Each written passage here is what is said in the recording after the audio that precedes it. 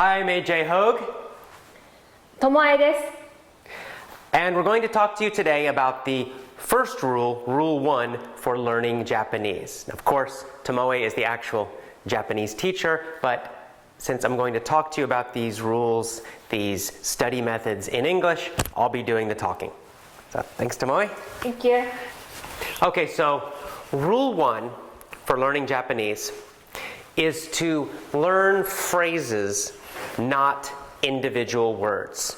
See, in a normal textbook, in a normal class, usually the teacher, the students, the books focus on memorizing lists of words. You've seen them all, in every textbook. At the end of every chapter, there's a vocabulary list. What is it? It's single words with translations, single word translations. And if you've ever taken a language course, maybe you took Spanish or French in high school or college, you know how it works.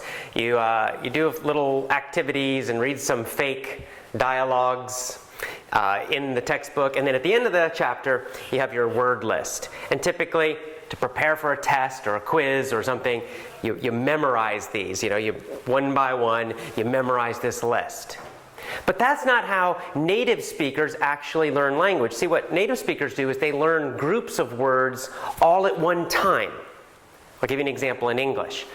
Stand up. Now, stand up is actually a phrase. It has two words, stand and up. Now, small children, small native English speakers, do not learn stand and up as separate words first. They actually learn them together as a little small phrase, and then only later do they understand them separately.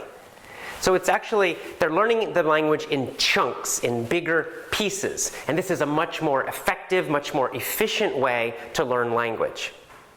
When you learn phrases, and focus on phrases instead of just individual words, you're also getting a lot of grammar, right?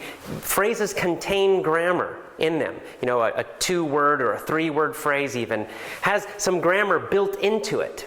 And by learning just the whole meaning of the phrase, not worrying so much about every individual word in it, you're actually getting a slightly deeper understanding of Japanese grammar with each phrase you learn.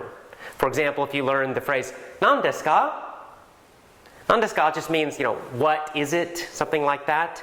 And if you just learn that whole phrase immediately, instead of learning "nan desu ka," you learn "nan desu ka," there's a little piece of grammar in there, a couple little pieces of grammar in there.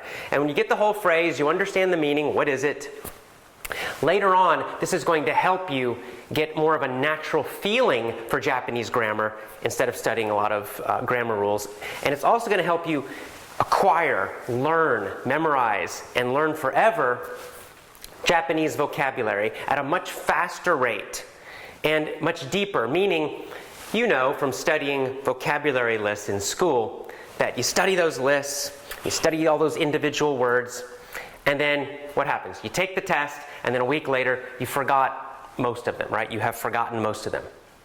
That's what usually happens, because when you're just memorizing individual words, it just goes into your short-term memory, not your long-term memory. When you learn phrases, meaningful phrases, you're learning groups of words at a time. First of all, you learn more vocabulary and you learn it more quickly. There's also a lot of research that shows when you do this that you actually remember it longer. It goes more into your long-term memory. It's because the phrase is more meaningful. An individual, isolated word, there's no context, there's no real situation, it's not connected to anything else. It's really easy for your brain to forget that. But when you learn a phrase, you've got all those individual words connected to each other, building a bigger meaning. And this is actually easier for your brain to remember and to remember long term. So very important when studying Japanese, when learning Japanese, focus on individual phrases. What that means is if you do find a new word, don't just write down the individual word only. You want to write down the words that it's with. You could write down the whole sentence. That can be too much sometimes. So at least write down the words that are around it, 2 or 3 words. Write down the natural phrase that word is in.